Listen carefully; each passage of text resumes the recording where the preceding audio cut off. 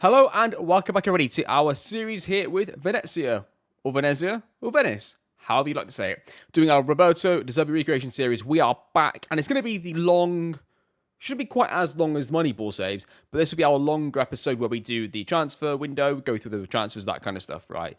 And we'll go in towards next season. I'm not sure how many matches we're going to play in today's episode. It will purely be dictated by how long the transfers take to do. If that makes any sense. And yeah, I think there won't be too much De Zerbi analysis in this episode because there isn't really too much to do. I think what we're going to try and do instead is, in this one, let's have a look through our squad. Let's see who we're going to probably sell and who we think we really need in terms of a position. Like, we need a striker because Morgan was our starting striker last year. He was on loan and he's going back. And I don't think we can sign him, can we?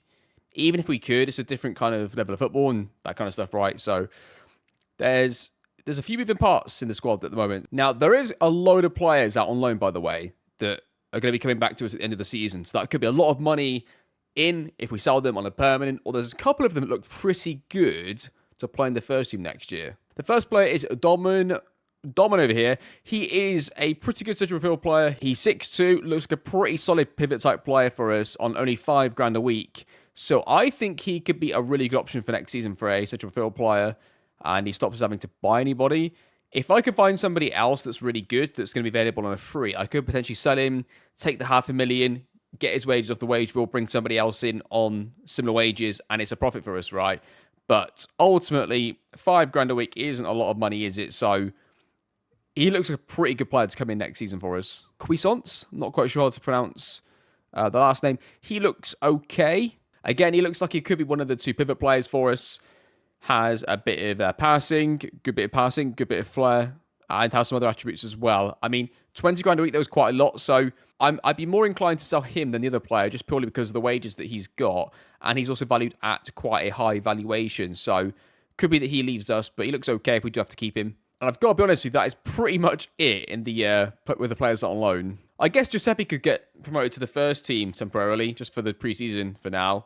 But he'll come back to the under-18s almost definitely, right? So, but we'll put him up there as well. So if we look at the squad then, that's going to be our first team squad for next season, but minus the players out on loan. So if we remove the loan players that we've got in on loan, that is going to be our squad going into next season. Now there's a couple of players with their contracts up at the end of the year, so those two players here are going to leave as well. So that's going to be £17,000 a week saved. So those two players are also going to leave. So we'll transfer these players out in case anybody wants to put an offer on them for some reason before the transfer window really kicks in properly. They'd have to wait till July, wouldn't they, to get these players if they don't buy them now. So we'll try that as well. But that is your squad then. Who has got wanted signs on them? You've got Pierini, who's got some wanted signs on him.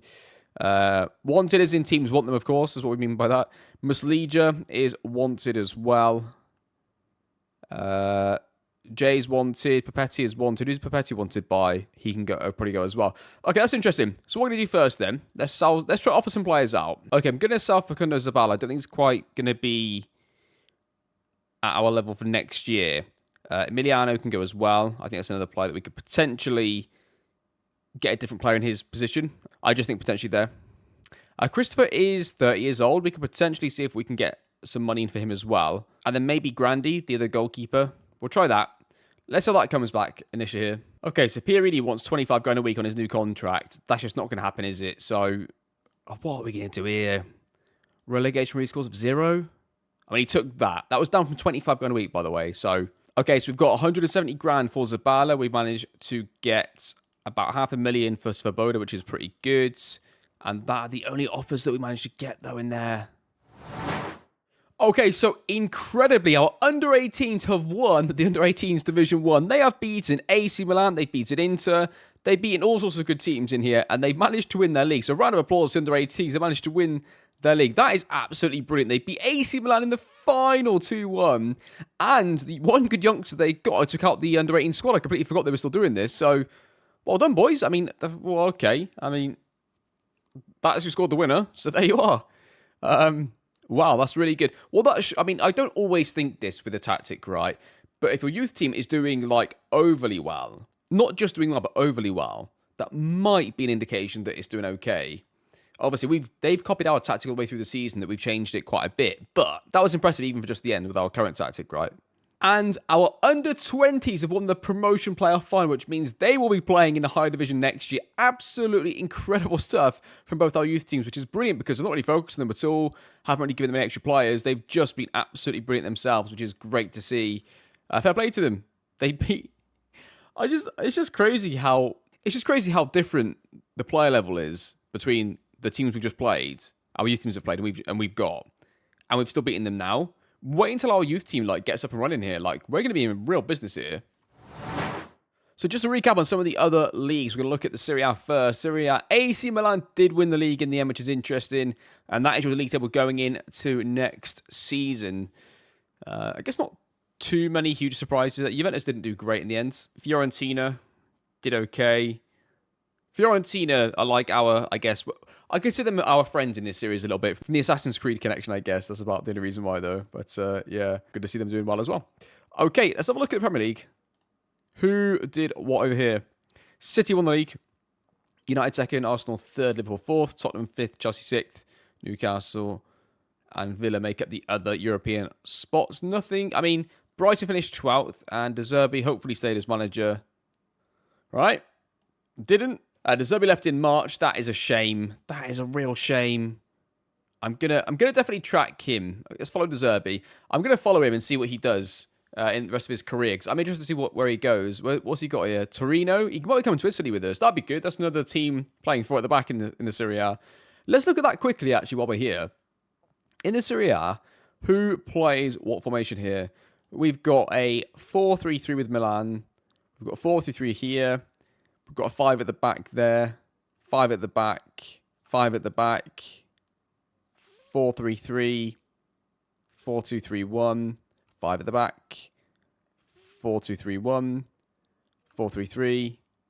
5 at the back. 4-3... No, what was that? Narrow diamond. 4-4-2. 4-4-2. 4... I think that's a 4-2-3-1. Just don't have a cam selected. 4-2-3-1. 5 at the back, and then these two don't matter because they're going down. Yeah, then you've got us coming up playing a 4. You've got Cremonese playing a big 5, and then one of these two teams playing a 4-4-2 or a 4-2-3-1. Okay, so it's not worse than the Serie B, is it? It might be just as bad in terms of having to come up against 5 at the backs, or if anything, it could be slightly better. So might be good. Okay, some awards to be given out here. Ernst wins Goalkeeper of the Year award, which is good to see. Well done to Ernst. That's good for him. Team of the Year. We got a massive 2 players in the team. We got Ernst in goal, and now when it's centre back, that's pretty much what I would expect. Bit surprised that Pierini didn't get in the team. I'm not sure what's happened there, but apparently Blanco had a better season than him. Not sure about that. Absolutely not sure about that. And apparently Tate did as well. It's a no from me.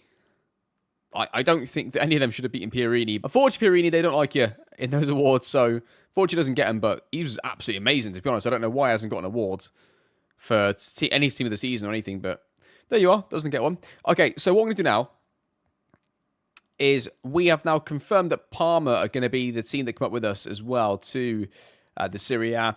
So what I'm going to do now is I'm going to just continue through to the start of July, because that's when everybody gets back from their loans, people get released from their contracts, and all the good stuff sort of starts. I've got a few confirmed transfers that are out.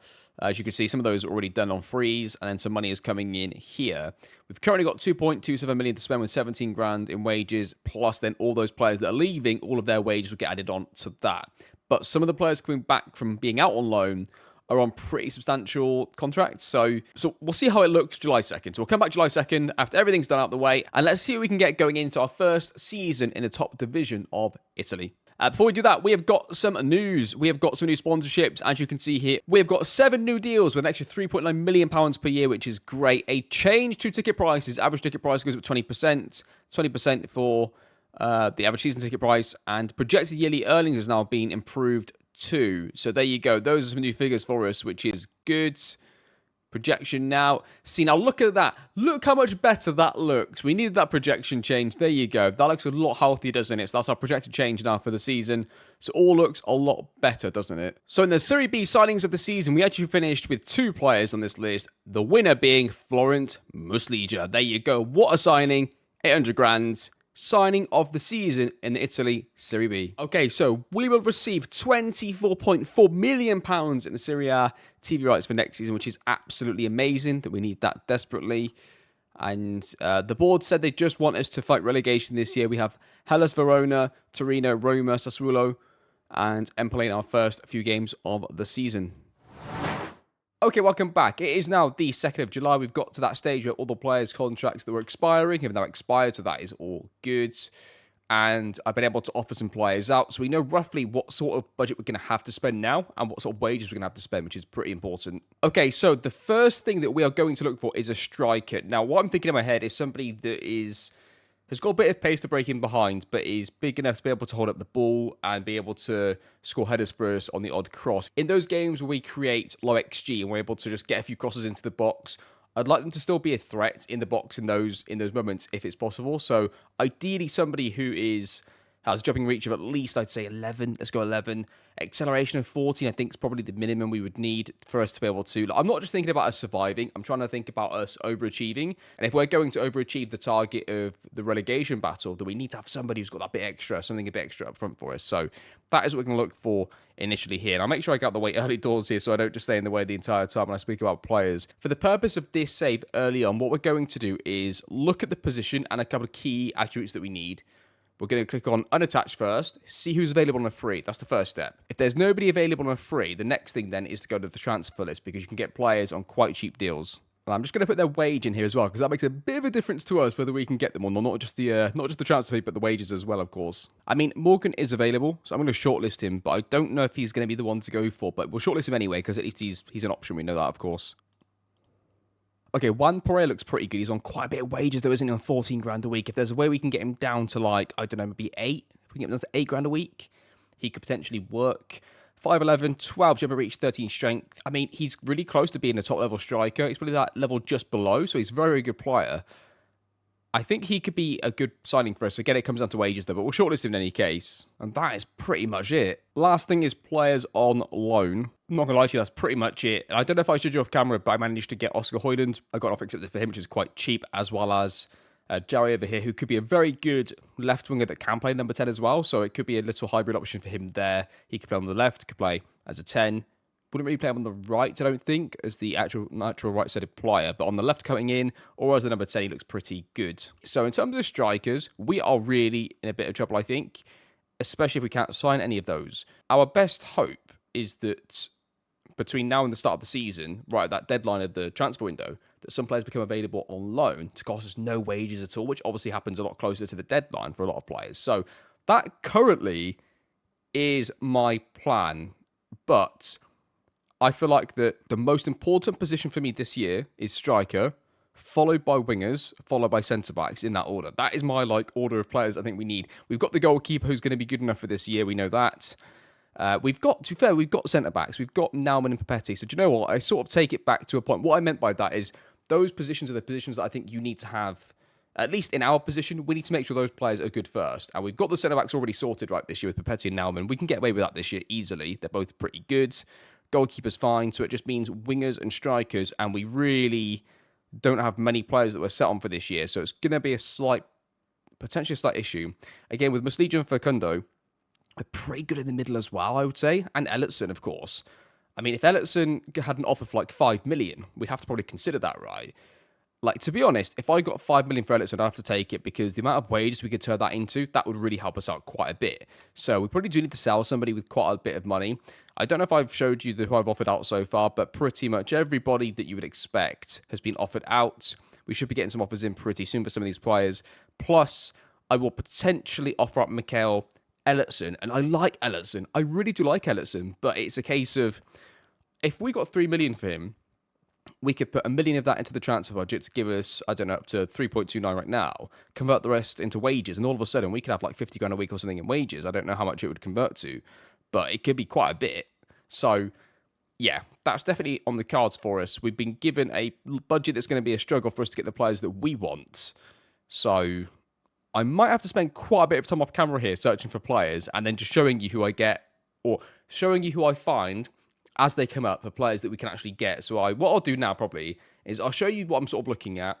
I will approach the players, and if their contract is within normality for us, I'll show you the player. We'll talk about them a little bit. Even if there's a player that I like, if I click on them and they want 20 grand a week, which happened to me a second ago, I'm just not going to bother showing them to you because they're a non-starter, at least for right now. So we'll go through some more strikers. I'm going to keep looking for strikers, see if there's anything else I can do. I mean, would I take somebody much better in the end that's a bit slower? Potentially. Maybe this. So I could look for a striker based on this. Also, a quicker striker that's not quite as good in the air. I would also look at that as well. So I'll have a quick look at this off camera. Well, not off camera. We'll do it together. But really, so what I'm looking at is, first of all, are they somebody we can get cheap? So are they a free agent or on the transfer list? If the answer to that is yes, that is great. And looking at some of these lads here, so there's nobody there that I'm thinking we need to go and sign right here, right now. So then we go, expired comes off, or unattached is fine. We're going to go transfer list next. So you can sort this either by transfer value or by world reputation, whichever you prefer to do. I normally go value first, and then I look at reputation second. So yeah, I'm not seeing much there, to be honest, for us. So okay, the next thing then, do we go... Jump and reach, just get rid of that. Let's just go 16 on the acceleration and see what else we got here. Okay, so there's been a few players on loan that I've seen that I think are pretty good, but they want like 100% of their wages right now. Plus, they want the 100 grand a month for the rest of the season, that kind of stuff, right? So we can't afford that right now. So we're going to leave these for now, and let's move on to see how many wingers we could potentially bring in and see who is available there. Again, the wages are quite low, so we're in a bit of a struggle right now to get some players. I'm still expecting that we will. I always seem to figure it out in the end. I always seem to figure out get enough players towards the end, but it might be that we go with like 2 goalkeepers, 3 centre-backs, 3 full-backs, 3 pivots, 2 10s, 3 wingers, 2 strikers, and have a really small squad. That might be the best way for us to be able to do this. And yeah. Okay, so Hanover have a striker called Nicolo Tresoldi. Tresoldi, yeah. Don't know how much he will actually cost us. We'll find out actually right now together. What do they actually want? So we might be able to get him quite cheap. He's in the second tier of Germany. He's on a bit of wages, but I think we can knock it down. He'd be the perfect striker. Now, I actually was looking for wingers, right? I was actually manually searching for wingers, like just going through leagues myself. He could play as a striker or wide for us if he needed to. So I think he could be really, really good. And he's Italian, which obviously helps us as well. We like to have as many Italian players as we can. I mean, he could be a really good striker. He didn't do well last year for them, but I think he could be really good. So we'll have a look at him as well. Okay, so for fullbacks, I'm looking for something very specific. What I've noticed is a lot of times where we've conceded and done badly is when we pin the team back and they've cleared it long against our team and our fullback has missed out on a header. So obviously in Brighton's team, having a centre-back at right-back covers that side. On the left side, if it's Purvis, I think in the game has got, what, a 10 or 11 jump in reach? Like, he's not bad in the air. He's actually very good for fullback. He's got 10. Okay, so 10 jump in reach for a left back there. So what we're looking for is a fullback that basically like a centre-back build on one side, and on the other side, for the fullback side, let's just call it that. That player has to still be good enough to compete in the air. They have to be. So what I'm going to do here is go acceleration 14. We're going to go jump in reach of 10, tackling 10, positioning of 10, and we're going to look at that first, and we're going to see who that throws up for us. Okay, this guy is immense, but he's on 24 grand a week, so 28 grand a week, so it's a non-starter for us. This guy's very good, and he's cheap as well, this guy is. Okay, so Timo over here, we're going to call him Timo, and he looks really, really good. In fact, he looks like Purvis, like our version of Purvis. So I think this guy could be the one that we go for. We just need him to knock down his wages. That's the only thing. So we'll see what we can do with that and see if we can knock him down. Okay, looking at centre-backs then on a free transfer. Anton looks the business. He looks really, really good. I mean, he's got enough pace, got enough agility. He's a really good centre-back for us, and he could play as an emergency full-back if needed. He looks really good. He's almost a bit like Calasso, isn't he, in terms of like the profile of player, but he also hugs the line, that kind of stuff, right? So that's interesting. I'm going to look to see if we can get him in for what? What are you interested in, son? What's a bit of that? Okay. See, I'm going to walk away from that for now, but we'll try and get him later on for a similar amount of money. Okay, there's quite a few players there. I will show you this in order of basically position going from striker downwards, because that's what we started off with. So you can see here, some of these players I might have shown to you as I went through. Some of them I might not have done, but this is your shortlist for the first season. If you recognise the names, obviously, great. If you don't, then you might see these a bit later on. But that's going to be pretty much our wingers and our strikers there that we've managed to get on the shortlist. Some of them are realistic. Some of them are maybe if things work out. Then you sort of move into your number 10 central midfield players and pivots in the sort of bottom section down here. And then the further you go down, we then get to our sort of back four with defenders. I haven't looked for a goalkeeper just yet. I probably should look for a goalkeeper as well, like a homegrown backup goalkeeper, because we might need that. Not too sure. But yeah, I'm hoping to get enough money in the transfer budget that we can knock some of it into wages, because there's quite a few free agent options there. And as you can see here, the 3 offers we've got so far are going to combine, if we were to get them all accepted, of course, would be under £1 million still up front for this year. So that's pretty good, but the wages might cost us a bit. So we really need to get the wages down if we can on some of these players. So yeah, that's a task anyway. So I'll go in now. I'll put some offers out on some of these players, and we'll see how far we can get with that going into the first game of the season. And we will definitely be playing the first game of the season. In today's episode, we will be playing against Hellas Verona in the first game of the season, making a few more tactical tweaks as well, which I will not talk about right now. We'll talk about that as we go into the game. A few more thoughts on the tactic and the recreation, so we'll go into a bit of that. And then we'll come back, on the 18th of August, and we'll see how we get on. But until then, I'm going to go away and try and get some players in, try and make some transfers, and see if we can get a squad that can get us to compete this season and meet the targets that we've set ourselves. Okay, welcome back. So we managed to make a lot of transfers off of camera just then. Some incredible names, as you can see here, and we'll just go through them one by one. So first signing is Oscar Højlund for £2 million. Most of these signings have kickbacks. I'll just pre-warn you. Basically, with the transfer budget and wage budget that we had to do something. So it was a case of either really risking potentially going down or going for a little bit financially, at least right now. Again, like I said, it's not going to be about this every year, but I feel like that right now we needed to do that to make sure that we were able to compete, because it was looking a little precarious for us. Yeah, he's going to come in and play as one of our 2 pivot players. Probably going to play in, again, if we look at the recreation, the Pascal Gross role, I think, in the team is what he's going to be doing for us as a starting player. Lacks a bit of flair for like that sort of number 10 role. So he's going to come back and play as a pivot for us and be the one that comes, he's going to be the one that attacks from deep. So a good player, £2 million. I'm pretty sure if he comes in and does well, he's going to be wanted by a few clubs in a few years. And we'll get a big profit on him despite the kick on. So good signing, £2 million. Pretty good. Second signing is Puchaz. Puchaz is the left back that we looked at, is going to be our Purvis replacement, or not replacement, but our equivalent of Purvis at left back. Looked really, really good actually across the board. He's got a very similar attribute set to Purvis as well, which is quite funny. But yeah, looks really good. He's going to come in for £375,000, a pretty good bit of business for us. He'll be our first choice left back this season, and will then hopefully be our backup next year as well. That's what my hope would be. Could be first choice again, who knows? Depends on what he does, I guess, but left back that's got a bit of pace, good enough in the air, pretty solid. Helio Varela comes in as one of our 2 wingers that we've signed. He comes in as a bit of an upgrade on the previous wingers that we had, I think. He's just as quick as the others, but is a little bit better with his mental attributes and is okay with technicals as well. He comes in for £1.3 million. Nicolo Tresoldi comes in. And he's going to be our starting striker. I'm really excited about this transfer. We managed to get him for £4.3 million, a lot of kick-ons and add-ons, but he comes in. If he comes in and plays well, he's going to get really good really fast, and he's going to get a very, very big amount in his valuation. So I expect him to be like a 2-year player for us. Somebody comes in with 25 odd million pounds and we have to sell him on. That's what my hope is, because that would mean he's done very, very well, of course. Obviously, I'd just like him to join the club and stay. Stay and be for Venice. Why not, Nicola? Come and join Venice.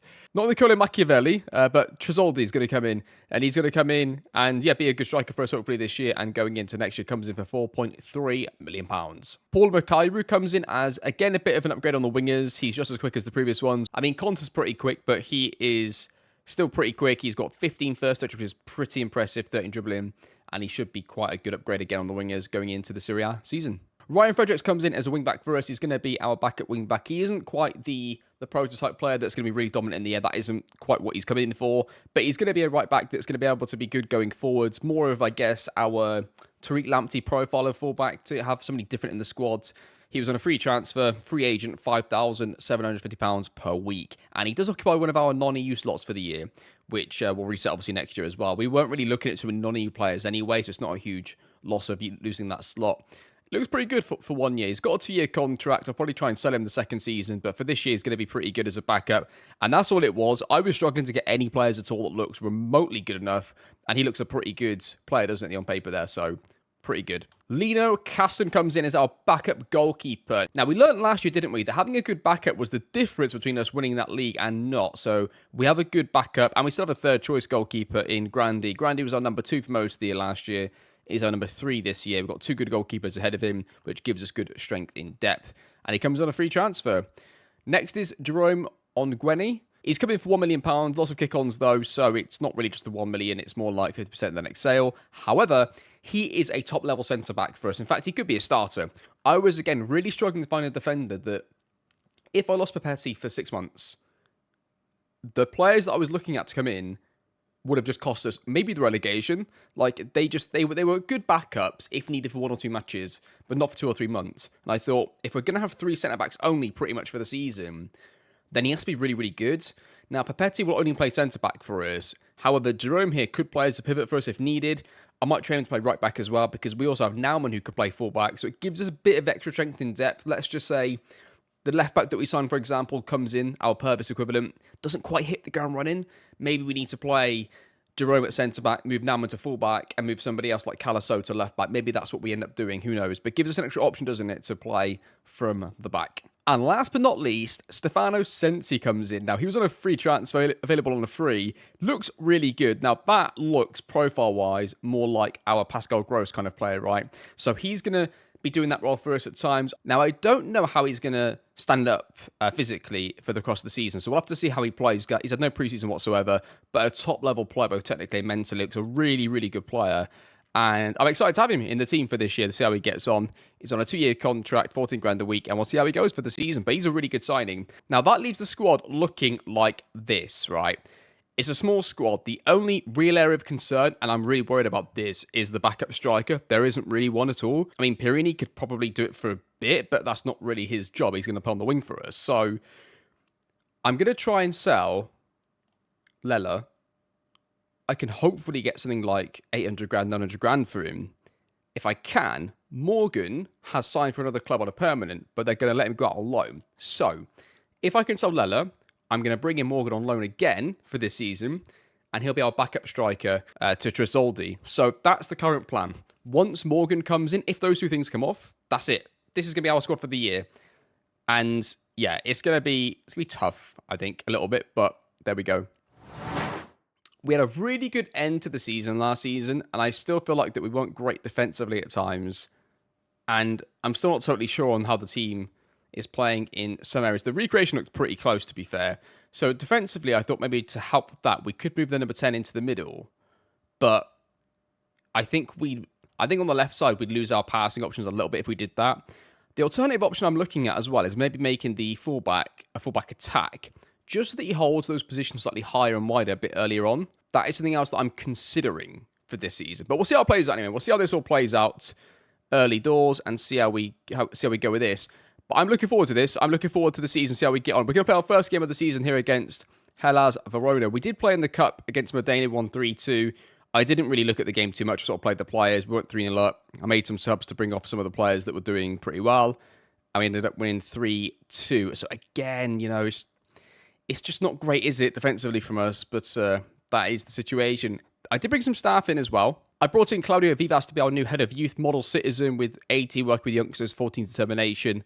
Pretty good there. We brought in Gregory Coupe as a goalkeeping coach. We managed to bring in Gerardo as a fitness coach. Brought in a couple of performance analysts. But the most important thing is we finally have a designated set pieces coach. So Jorgen's going to come in, or Jorgen, and he's going to be our set pieces coach for the season. 11 is the best I could do, I'm afraid. That's the best I could get. I couldn't get anybody else. There were a couple of coaches that were normal coaches that I'd hire, but they either wanted to be a coach and I couldn't free up any more slots, or they wanted to be assistant manager, so it didn't really work out for us. Ignore all this stuff. He's going to do what I tell him to do, but he's going to take control. In fact, I'll do this now. On the set pieces, he's going to take control of the set piece takers list and the personnel list, but I've got the control of the routine. The only bit of bad news in the last game was that Pierini did get injured, by the way, in that game. So he's now up for, 4 weeks, 3 weeks, so it's not great, is it? I mean, what I'm looking at having to do here already probably is playing... I guess we'll play Mukairu on the left or the right. What do we think here? 15 first touch, 13 dribbling, crossing... I'm just seeing, I mean, he should probably go on the right because he's got more crossing, so we'll go that way round. Facundo's also got a knock, though, so that probably brings Muslija into starting as a 10. And then that is going to be your team. So that is going to be the team we're going to start the season. We'll finish off today with a game here, and we'll play against Hellas Verona. I don't know what to expect. I feel like the tactic is going to be a little passive in possession because we're playing a level up now. But we're also going to be bad defensively, so it's really not looking too good for us. I've taken off the cross engagement. So what I've seen us struggle with quite a bit in highlights is they go long, right, to the winger, to the striker. We head it down, and they have like a spare player in this area, like where the AM is too far to get back, the winger's not really back either. And then they get like a spare player here, and they sort of play round to the far side. Then they either get a chance here or they cross it again from this side. It's a very similar pattern, and dropping the defensive line makes that even worse because it sort of gives them even more space to be able to play it long and we head it back into an area. But I don't want to step us up even further because I don't feel like we've got the pace really to do that at the back. And even if we did, I mean, so many tactics are based on you need fast defenders to get out of it. And I mean that we might need fast defenders anyway, but I don't want to play a really high line and just buy quick defenders. I mean, that's what... It's such a common way to play in FM, I think, for so many years. I don't want to do that, really. So I don't want to go any higher than higher, basically. We're not going to go very high. Although we are pretty high anyway. So defensively, I'm still not quite sure what to do. But we'll go with this anyway. We'll see how it looks. We'll see how it looks early on the season, but let's be prepared for that. If it keeps happening, we need to think of something. It might be that the AM becomes a support duty. It might be that the left winger becomes a support duty. It could be that. Could we just drop mentality to positive? It could be any of these things, right? We'll have to wait and see. But let's go to the game. Let's see how we get on our first game against Hellas Verona.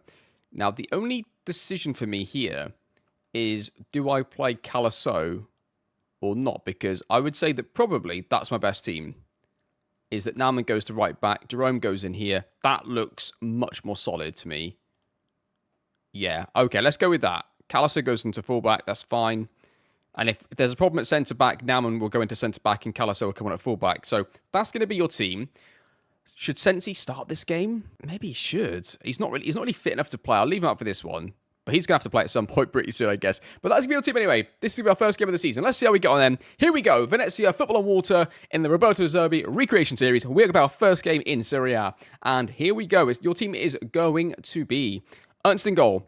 Pushaz left back with Papetti and Ogweni at centre backs with Naumann as your right back. Ellison and Hoyland as pivots. Muslija as your 10. Varela and Makairu on the wings with Tresoldi up front. So let's see how we get on. First game of the season. Your season preview is as follows.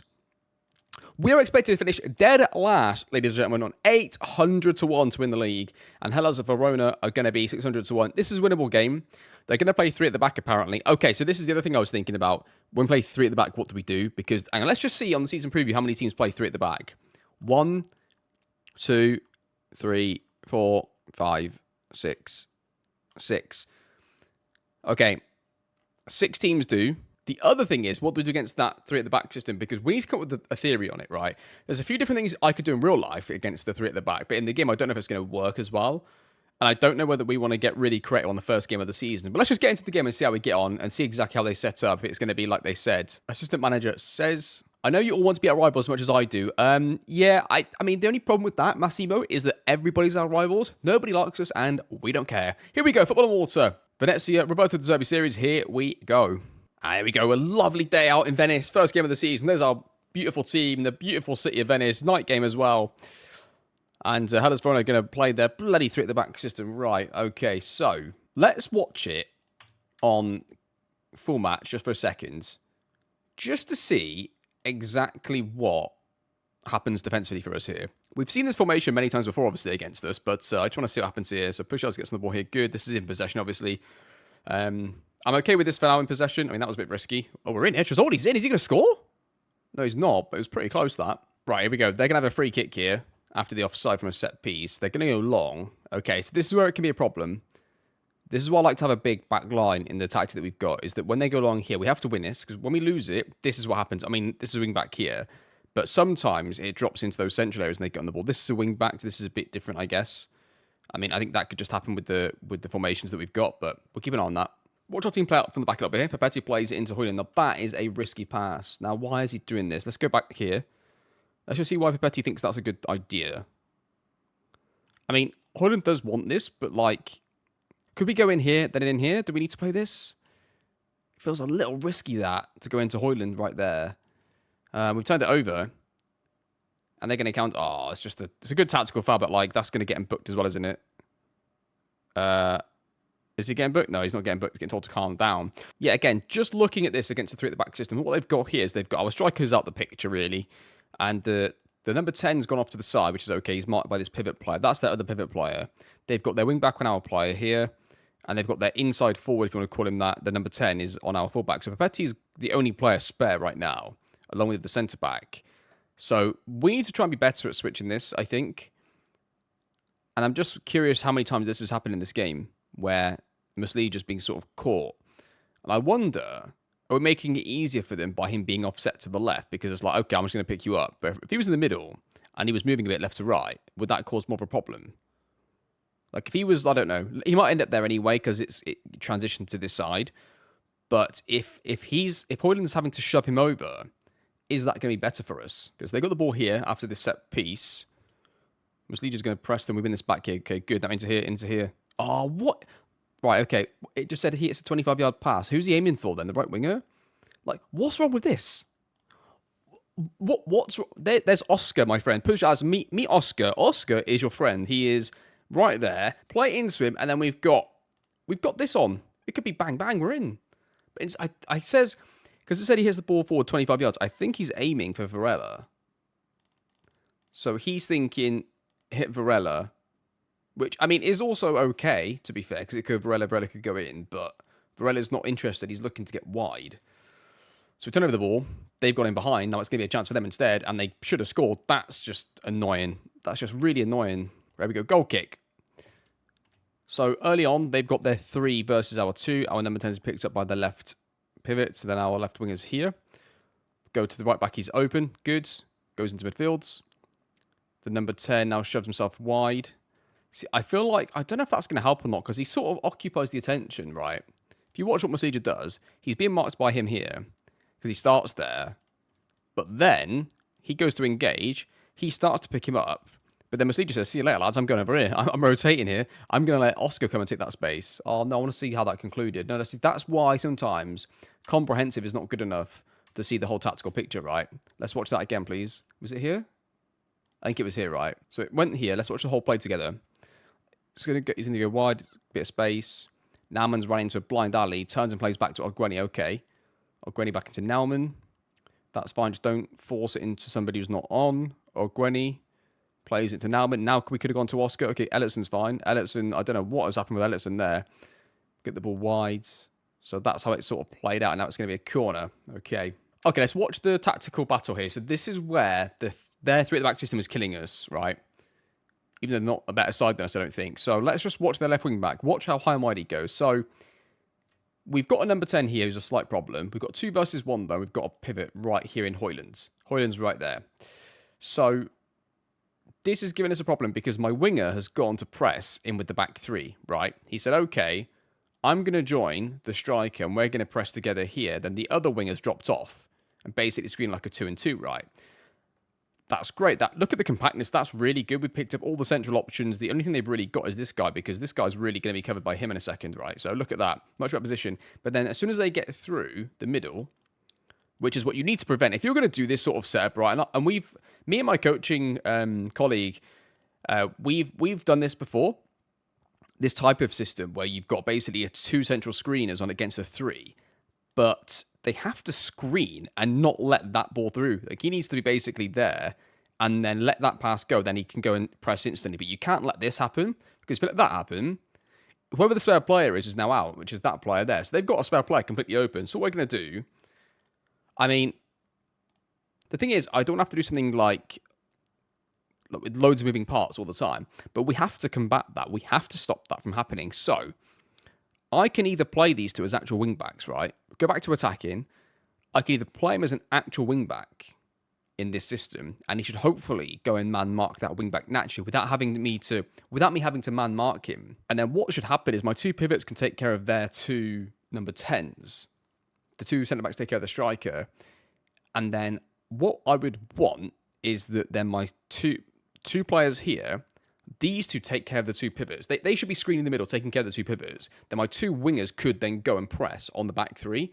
So you go man for man everywhere except for the centre backs would have one spare, but that's fine. They can pass themselves into a situation, right? So what we want to see is my two wingers are going to go on to these two here. We're going to leave the middle centre back on. Now the middle centre back, he might have a bit of time to pass to them occasionally, and hopefully the plan is that he passes them into a problem. Again, this is a bit annoying from a recreation standpoint because I'm really looking at us in possession, but out of possession, we're gonna trap them here. So let's assume for a second that the wing backs are going to pick up the man that they're supposed to, right? The striker is still going to stay on the centre backs. So do I just bring him back as a shadow striker, or do I just man mark? I'm going to man mark because I don't want to lose the in possession stuff. So he's going to go on to, it doesn't matter which round it is really. You can go there. Yep, you can go to the other one. So they're now going to mark the two pivots. These two, however, need to go on to the centre back. So I'm guessing, yeah, it's Hein and it's the other one, isn't it? It's going to be Hein, it's going to be Amioni. Which Amioni is on the left, so that's my right winger's man. Is that the right one? It is. Okay, so that's him covered. So that's how that is going to look now when they play out next. And hopefully that works. I mean, I could make it into an actual back three, I guess, from the sake of the way the FM works. I don't know if this is going to work against like Juventus, whichever top team in Italy plays it. Like Inter Milan do, of course, or Inter play there, of course, playing that, of course. Yeah, it's just so that we can keep ourselves man for man. Because what you can see here is Varela has dropped all the way on to the wing back here, which is okay in this situation of the pitch. But you sort of feel like that they've got three players pinning back my whole entire back five, and now we're going to step out there. But let's see how it works in terms of a pressing situation rather than defending in front of our own goal. So Tresordi sat on the pivot player like he's supposed to, and then Højlund should be. Where's the other player gone? Muslija's here. Muslija should be on this guy. They've just swapped temporarily. Hope they're going to switch now. Okay, now he's going to this middle centre back. Okay, so he didn't feel like anything on. This is good. Right, no, don't. Okay, so what we want to do is probably untick that because it can go to the goalkeeper. That's fine. Although, oh my goodness me, that was close. Tresordi's won it because he's still man marking the pivot player, so he's going to be deeper. But now, see, the reason why we've done it with 3-man marking is that in possession, nothing should change because it's just who they're marking out of possession, right? So rather than messing around with positions and duties of the players, we've just literally really changed the man marking, and I've moved the wing backs up just so that they by default will latch onto the wing backs. It's wing back versus wing back more, right? Right. Let's get on the pivots, please, lads. So Muslija's on his man. Tresordi needs to just don't let that ball go through. Don't let that ball go through. Please don't let them get that ball through there. Good, that's fine. So winger, chicken dinner. They've only got really, when it goes back to Gunter here, force it back. And again, force it to the centre back. Okay, good. So now, no, you need to get in front of him. Look at that. They've tried a risky one. They've lost it again. We're in a bit of business here. Varela's in. I feel like we're going to do them here. Basically, they're going to get bailed out by if they get a set piece goal, they might get bailed out. But look how much they're struggling to play through us now, centrally, because we're man marking them. I just want to revisit this. Why is the wing back so free? Because you can, right, he's gone back there. I don't know why. He doesn't need to. I don't really want to purely man mark the wing backs, but I might have to because there's no reason. There's no reason for him to go back there. I know he wants to shore up the defensive area a little bit, but I mean, it's okay if it goes to him, but once it goes back, we need to step out. Step out onto him. Okay, that's fine. No, don't go back. Stay there. Okay, that's fine. No, okay, so the Baba got onto the ball. Why did he get onto the ball, though? I'm guessing, is it Muslija didn't go with his man? He did, yeah. Muslija didn't stick with him. And Muslija is on him, is it? He is on Baba. He is. Okay, what I'm going to do is, I'm going to flip these, so it's going to be run playmaker this side, that side. Mainly for the reason that Muslija can now just stick on that player on that side.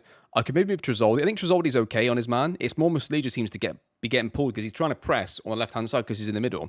But if I offset him to the side now, he should be fine there.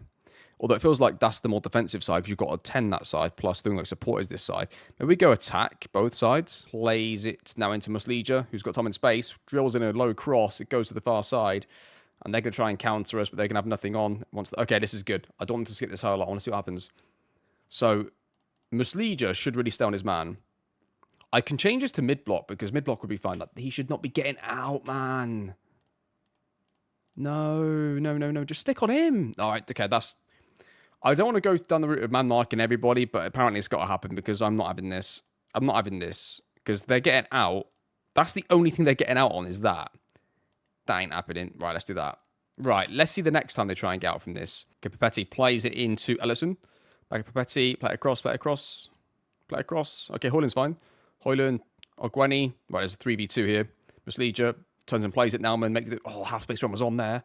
There it is, though. Varela gets it. Goes wide. Plays it across goal. It's going to be a corner. Right, they've just turned over the ball. I just want to see what happens. The goalkeeper gets it, right? So he gets it. He doesn't fancy anything here. He's gone long. We're going to win this here. Are we now? Yeah, Pushas gets it back. Plays back to the goalkeeper. Now we reset. Look, we're looking really good, by the way. We're controlling the game so well. Ellison gets it. Plays it in to Ogwani. He's got loads of time and space. CDMs could just split a little bit. That'd be great. They're both on the same side of the pitch now. That's better. That's good. Ogwani's now going to get out easily. We've got too many overloads here. They're set back way off us here. Muslija turns. Got loads of time. Turns with it. Plays it into Paul. Just loses it there. Pushas now gets it. He's going to... I feel like he's a bit cross-heavy, Pushas, at the moment, but he's going to get there. Tresordi goes up, heads towards goal, just over the bar. It's dangerous, though. He's a bit cross-heavy, but it's dangerous. Okay, so we'll say do it for the fans. I feel like that with Muslija to the left, or to the right, sorry, that Pushas gets it, and there's a massive gap for him. Like, him and the winger are both wide, but they're both... There isn't much else for them to do with the ball, so I don't know if Tresordi wants to come across to the left here. Maybe we do a bit of that. It's either that or I'm going to make Ellison not a room playmaker, like maybe like a halfback. And then I would make Makairu basically a 10 so that it gives a bit more space. I'm going to go with that to try and just keep the wingers as consistent as possible with what we're asking them to do. Okay, free kick for them. We've got our two strikers or two forwards here, both sat on their pivots. The wingers should go and press their centre back. So this is what we want. This is the picture we want. I mean, okay, so the error, the reason they're going to get out here is somebody didn't do the job. Let's watch this again. So, Muslija goes and presses the centre-back. So, I might need to change the pressing here. To be fair, the other player is still picked up.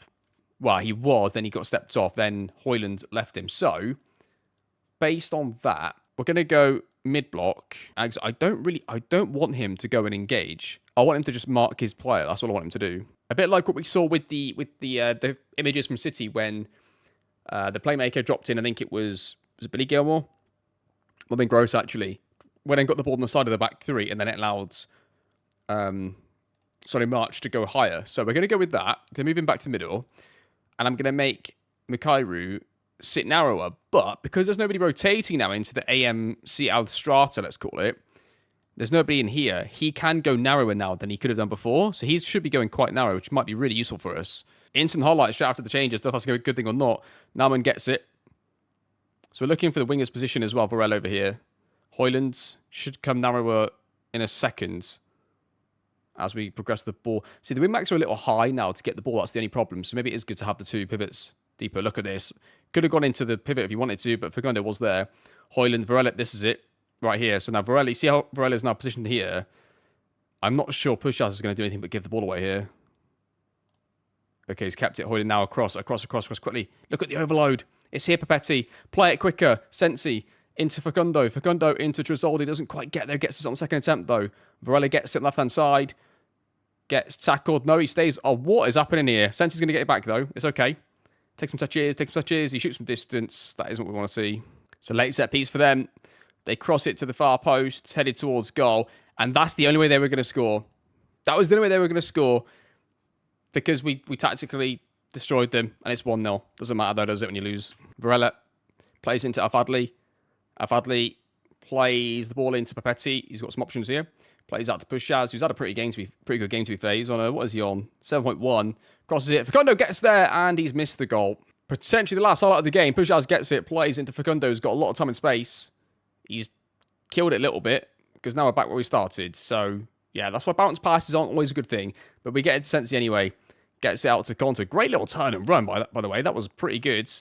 He's going to go wide. He's going to cross it far post. Varela, it's going to be a penalty, referee. Surely that's going to be a penalty. It's just a case of who takes it. And that is up to the set-piece coach. So I don't know who's put on this, but we'll see who's he put on it. Conte's going to take it. potential counter-attack. It's the very last second of the game. Facundo gets it, plays into Conte, who's got a load of space. He's already missed a penalty, though, so he's not going to score this. And he doesn't, so there you go. It stays 1-0. Like, it's really hard to accept this game. It really is hard. Like, they struggle to play out. They turn the ball over so many times. Sometimes as a coach, you can do everything you want to do. You can tactically do everything you want to do. You can feel like you've done the right things, and that either a player, a decision from the referee, or something happens in the game, and it lets you down. It lets you down as a coach. In fact, I had a conversation recently with the UEFA coach who was saying something very similar to me about how frustrating it's been doing some of their high-level work. Yeah, it's a defeat, first game of the season against Hellas Verona. It's annoying, isn't it? Because you feel like in that game that, I know it's against the AI, right? But you feel like you've got a team that is so intelligent, so good tactically, and that had such a good plan for that. And it's undone by a set piece goal, right? And we don't control set pieces anyway, really. So it's annoying. Probably couldn't repeat the words I'd be using right now in the dressing room if it was a real life game, but there we are. So there we go. We lost 1-0 to Hellas Verona. And that's going to end the episode. Hopefully that was a good episode for everybody. It was 3 at the back system that we played against. I thought, okay, let's take this opportunity to actually stop them, like properly, tactically, out of possession, rather than just hope for the best, I guess. Anyway, I know we've done the man marking thing before. That one was a bit safer, I think, in a lot of ways, because it was against 3 at the back, but didn't work. Didn't win the game. Didn't work. Just look at the XG actually a little bit. Their XG is quite high. They had like 2 set pieces that were like really high XG, so some really bad match ratings from us as well. We created some chances in our game. The XG, obviously, we had really like a 2 XG because most of the XG after the 2.0 is the penalty, of course. The non-penalty XG, there you go, 2.05, 2.39. See, OPDA, right, it was 5. So ours was worse. We really do struggle to press 3 at the back systems really badly, even despite the tricks that we put out in that game. I really am starting to wonder if I need a specific tactic for 3 at the backs, because we can't press it correctly at all. And it's frustrating. I mean, 2 strikers would probably help. I could probably go 2 strikers, double press forwards, and have like a 2-striker system just for that. But even then, I would probably need my wing-backs to be in the wing-back strata to make sure they stick onto their wing-backs better. Like, even when we didn't man-mark and we just left them there, they still weren't great at picking them up when needed at all times. If it was a 3 at the back, it might have been different, because they were still playing in like a back 4, right? It was still a back 4 kind of thing. So we could maybe go to a back 3 version of it, but I probably want to see De Zerbi play against a 3 at the back a few times. He must have done it obviously in Italy, and I'd love to see what his team's tended to do, because I don't want to shift to a back 3 every time we do it if he never does it. But for the sake of success in the game, that might be the way to go. So yeah, I feel like it would have done better if it had gone 3 centre backs. But anyway, that's going to be a conversation for another day. When do we next play 3 at the back? Is it the next game? No. Roma, do they play it? They play it. Okay, do Sassuolo play it? They do not play it. Yeah, so I feel like next episode, we'll come back for the Roma game. We'll come back quite early because it's a big game against Roma. We'll play against Roma. We'll play against Sassuolo because that's De Zerbi's old team. And we'll play against... So let's skip the Empoli game and play against Cremonese, our rivals from last season. We'll do that. So next episode will be Roma, Sassuolo and Cremonese. 3 good teams for 3 completely different reasons to watch us play against. And we'll see how we get on in those games. So you're only going to miss 1 game off camera. That's a really bad defeat, because if we lose that game at home, we could lose almost anything at home. That's my only concern. But we'll see how everything goes going forward. The recreation is... I think we've got the base. I think we've got the base. There's only a couple of tweaks left, really.